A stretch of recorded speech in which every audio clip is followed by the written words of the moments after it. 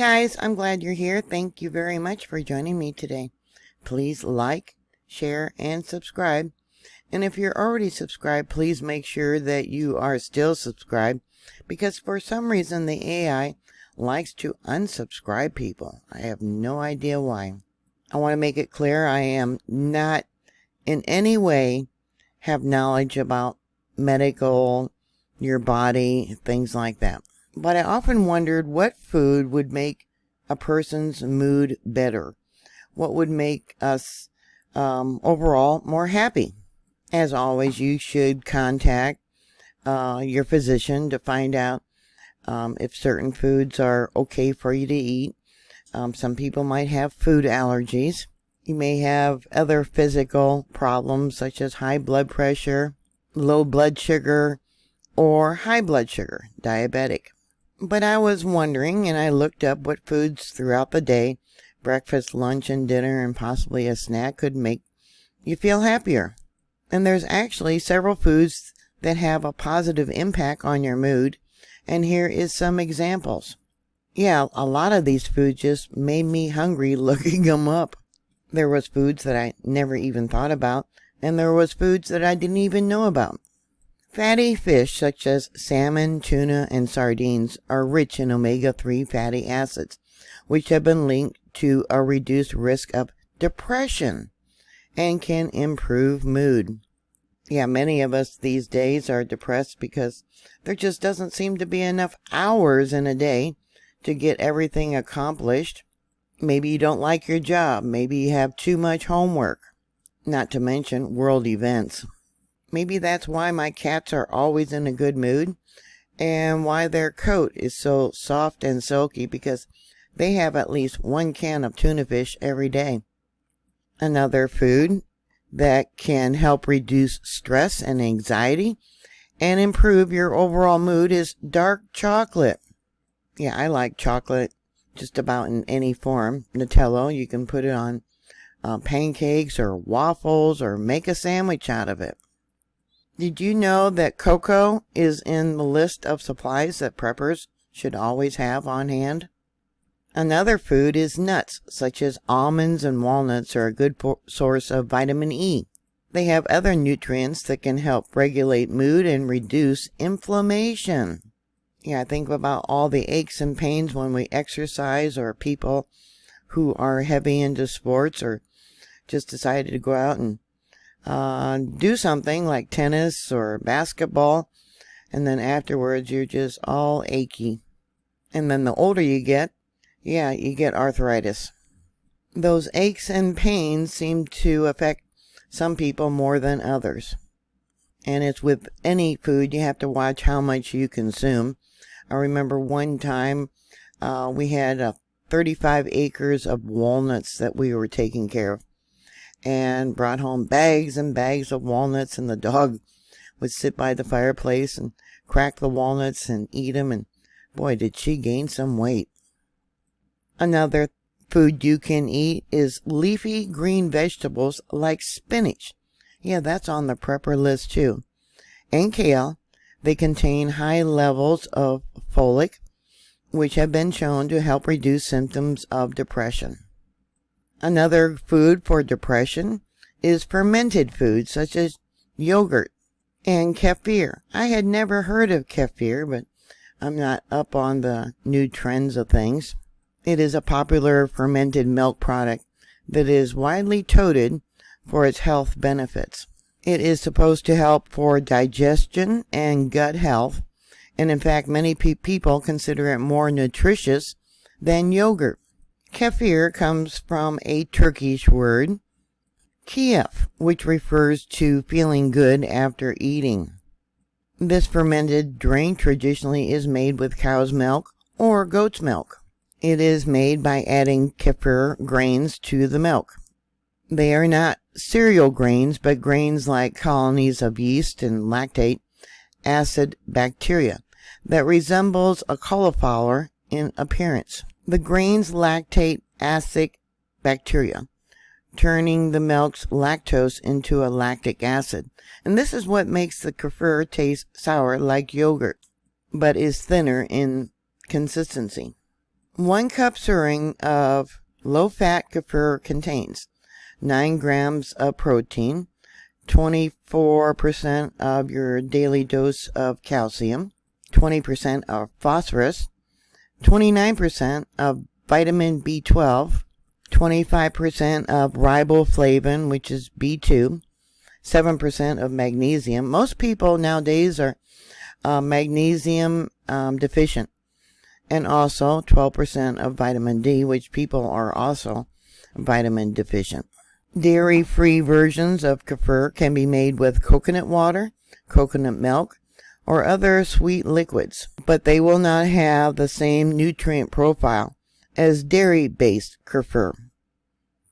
So supposedly kefir will help reduce the symptoms of depression. Yeah, I don't know if it's true or not because I've never tried it, so yeah, let me know. I have never heard of this before. Other foods are whole grains such as brown rice and quinoa. Now that's another food I had never heard of also.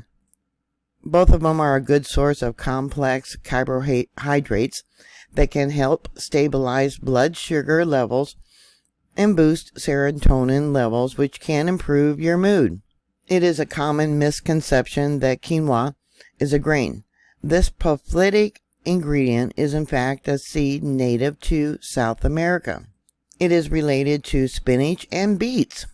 Quinoa has a similar texture to rice and other pillowy grains once it has been cooked. Quinoa is a complete protein, meaning it contains all of the 9 essential amino acids. And few plants are complete in protein sources, though this makes it rare. 1 cup of quinoa will also provide twice the protein and about 5 grams more fiber than the same amount of white rice. Due to this higher quantity of protein and fiber, quinoa is not only the healthier choice, but it will also fill you up faster, allowing for a smaller portion size. Plus, the surplus fiber can help to lower cholesterol and control blood sugar levels. This is in contrast to the high glycemic white rice, which also has the potential to negatively affect your blood sugar levels in an instant. One benefit they say that shared by both quinoa and rice is that they're both naturally gluten-free, making them both a great grain option for anyone who has an intolerance to gluten or would simply just like to cut some gluten out of their diet. Now, brown rice is also a low glycemic index carbohydrate, which is similar to quinoa. It will help you get fuller from a smaller portion of food. One advantage, they say, I don't know if it's true or not, but brown rice may have over quinoa is this potential to help reduce blood pressure. According to the Mayo Clinic, whole grains like brown rice can help the body effectively use insulin, maintain a healthier weight, and increase the potassium levels.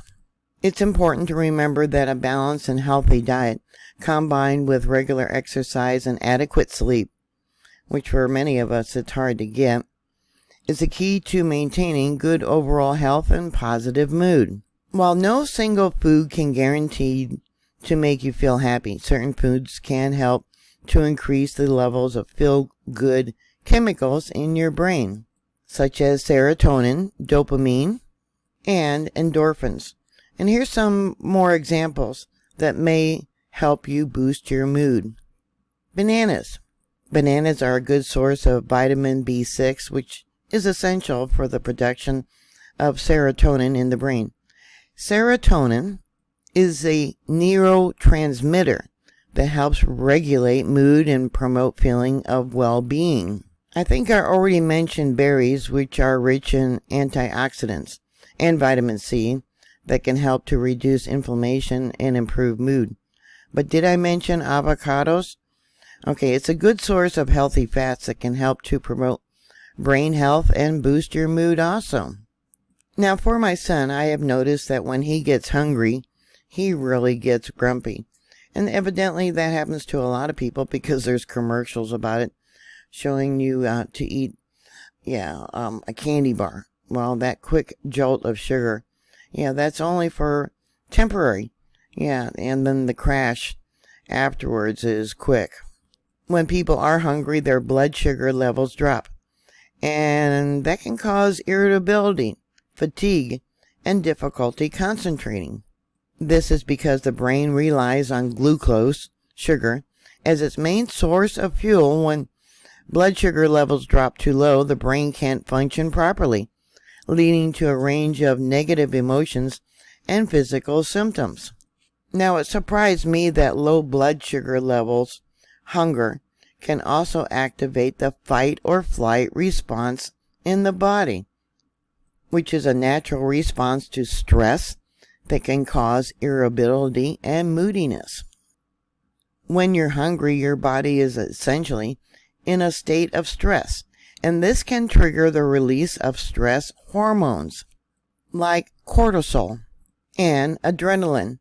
They are closely linked, and they play an intrinsic role in your overall health, managing stress and learning how to reduce stress hormones. By keeping these two levels down, it is essential to maintaining a healthy quality of life. So these two stress hormones can make you feel anxious, tense, and easily irritated.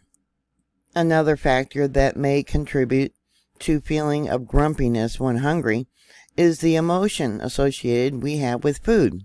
Food is not just a source of energy. It's also associated with comfort, pleasure, and socialization. When we are hungry, we may feel that we're missing out on these emotional benefits, which can lead to feeling of frustration and irritability. Overall, feeling grumpy when hungry is a natural response that is driven by a combination of psychological and physiological factors. They say the best way to prevent these negative emotions is to eat regular, balanced meals and snacks throughout the day to keep your blood sugar levels stable and your body properly fueled. Now, I don't claim to be a doctor or have any medical experience, but they say if you have diabetes and are experiencing low blood sugar, hypoglycemia, it's important to consume foods that are rich in complex carbohydrates and protein to help stabilize your blood sugar levels. Whole grains, whole grain breads, brown rice, quinoa, and oatmeal are all good sources of complex carbohydrates that can help to slowly release glucose into your bloodstream, providing sustained energy. Fruits like apples, berries, and pears are rich in fiber and provide a good source of natural sugars that can help to raise your blood sugar levels. Also, they say that dairy products such as low-fat yogurt, milk, and cheese are all good sources of protein and carbohydrates that can help to stabilize blood sugar levels. Along with nuts and seeds like almonds and walnuts and chia seeds, they are all rich in protein and healthy fats that can help to stabilize blood sugar levels too. Non-starchy vegetables such as broccoli, carrots, and celery are low in carbohydrates and high in fiber, making them a good choice for maintaining stable sugar levels. So I don't know how up-to-date all this information is, but it is important to work with your healthcare provider and a registered dietitian to develop an individualized meal plan that meets your nutritional needs and helps you manage your blood sugar levels effectively. In addition to food, taking your medications as prescribed, get regular exercise, and monitor your blood sugar levels can all help to prevent low blood sugar episodes.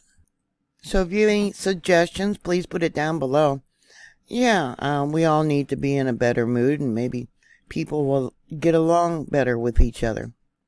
Thank you very much for watching. As always, please share my videos. Make sure you're still subscribed. And thumbs up my videos. That would help with the rating here on YouTube, and maybe they'll actually send out notices when I make one. Yeah, a lot of people tell me they don't get noticed when I make a video. Always be safe, always be prepared, and I'll talk to you later. God bless you. Bye.